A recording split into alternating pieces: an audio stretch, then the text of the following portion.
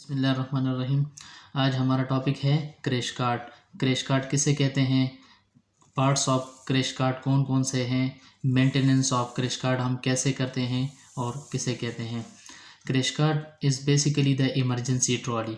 इसको हम emergency trolley क्यों कहते हैं, ज़्यादातर वार्ड्स में, आईसीयू में, सीसीयूज़ में और इमरजेंसी डिपार्टमेंट में हमारे साथ यही इमरजेंसी ट्रॉली होती है, क्रैश कार्ड होता है। ठीक है, तो इसको हम इमरजेंसी ट्रॉली इसलिए कहते हैं because of it use in emergency condition में ये इस्तेमाल होती है।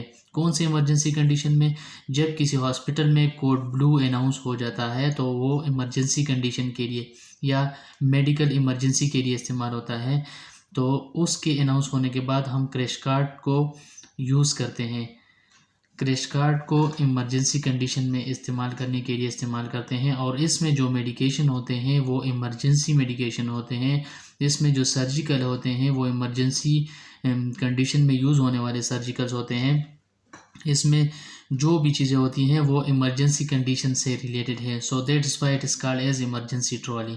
ठीक है, इसके बाद पार्ट्स ऑफ क्रैश कार्ड हैं। So crash card is basically consist of 6 racks, 6 drawers या 6 कंपोनेंट्स हैं इसके। कंपोनेंट 1 मेडिकेशन कंपार्टमेंट, इसमें जो है मेडिकेशन होते हैं, for example adenosine, diazepam, atropine, calcium gluconate, furosemide, amiodarone, dobutamine, hydrocortisone, metoprolol, heparin, norepinephrine, sodium bicarbonate, pheniramine, naloxone, magnesium sulphate. ठीक है, तो इसमें ये चीज़ें होती हैं, मेडिकेशन होते हैं, इसी वजह से इसको हम मेडिकेशन कंपार्टमेंट या मेडिकेशन रैक्स भी हम कहते हैं। अच्छा, इसमें जो मेडिकेशन पड़ी हो तो उस पर स्पेसिफिकली लासा वाले लेबल लगाते हैं हम। लाइट सेंसिटिव लेबल मस्ट होने चाहिए या मस्ट बी डाइल्यूटेड या हाईलाइट का लेबल मस्ट होना चाहिए। फॉर एग्जांपल लेसिक्स और एविल पे लासा का लेबल होना चाहिए, येलो कलर जो ऑक्सिलरी लेबल होता है। डोब्यूटामीन और डोपामीन पे लासा का लेबल होना चाहिए। लाइट सेंसिटिव जो हमारे पास हैं, डाइजेपाम या मिटोक्लोरोब्रोमाइड, हाइड्रोकोर्टिसोन, ये जो हमारे पास है लाइट सेंसिटिव, इसको शुड भी लाइट सेंसिटिव जिपर में क्लोज करके रखना होगा। ठीक है, मस्ट बी डाइल्यूटेड, जैसे हम मैग्नीशियम सल्फेट पे डाइल्यूशन का लेबल लगाते हैं कि इसको हम डाइल्यूटेड करते हैं। और हाई अलर्ट भी है, कंसनट्रेटेड इलेक्ट्रोलाइट है, जैसे हमने पहले वीडियोज़ में बताया था। तो इसमें मेडिकेशन पड़े होते हैं, इसी वजह से इसको मेडिकेशन कंपार्टमेंट कहते हैं। ठीक है, सर्कुलेशन ड्रार 1, सर्कुलेशन ड्रार 1 एंड सर्कुलेशन ड्रार 2, ये हमारे पास सेकंड और थर्ड रैक है। सर्कुलेशन ड्रार 1 में हमारे पास आईवी कैनोला है, हेप्लॉक है, बटरफ्लाई नीडल है, सिरेंजेस हैं, इंसुलिन सिरेंज है, वॉल्यूम लाइंस हैं, स्टॉप कॉक एक्सटेंशन है। मतलब ये मैंने कहने का है कि ये फ्लूइड से रिलेटेड जो 2 ड्रा हैं वो ये है। Third number circulation draw 2 C2, उसमें हमारे पास रिंगर लेक्टेट है, डेक्सट्रोज 5%, नॉर्मल सलाइन है, 500, 100 वाले, 1000 वाले, प्लाज्मा सब्सटीट्यूट्स है, आईवी सिट्स है, ब्यूरेट है। ये दोनों हमारे पास आईवी से रिलेटेड हैं। फोर्थ कंपोनेंट, उसमें हमारे पास जो है सक्शन कैथेटर और सक्शन ट्यूब्स वगैरह होते हैं सारे। ठीक है, फोर्थ कंपार्टमेंट में। मिसलिनियस कंपार्टमेंट में हमारे पास क्या होता है, मिसलिनियस कंपार्टमेंट में हमारे साथ फेस शील्ड होते हैं, stethoscope, kidney tray, diagnostic kits होते हैं, ईसीजी इलेक्ट्रोड्स होते हैं, ईसीजी पेपर्स होते हैं, ग्लव्स, बॉक्स होता है, डायग्नोस्टिक शीट होती है, टैगा, सेनीप्लास्टर, लिक्विड सीजर, टॉर्च वगैरह होते हैं, battery.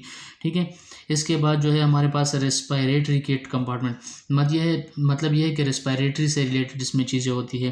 For example endotracheal tubes होते हैं, ब्रीथिंग सर्किट होते हैं, लेरेंजोस्कोप होते हैं, टंग डिप्रेसर होता है, अम्बू बैग्स होते हैं, एलेमोए होते हैं, बोजी होती है। ठीक है, so these all are the medication which are use in a code blue emergency condition. इसी वजह से इसको हम क्या कहते हैं, इसको हम इमरजेंसी ट्रॉली कहते हैं। These are the racks. Side by side crash cart के साथ क्या होता है, which is very important, defibrillator and oxygen cylinder. ये चीज़ें मस्ट होनी चाहिए और मस्ट भी ऑपरेशनल होनी चाहिए because the condition is emergency, that is why इन चीज़ों को मैंने साइड पे अलहदा करके लिखा है। ये मस्ट होनी चाहिए और ऑपरेशनल होनी चाहिए डिफिब्रिलेटर। इसके बाद हम पढ़ते हैं मेंटेनेंस ऑफ क्रैश कार्ड।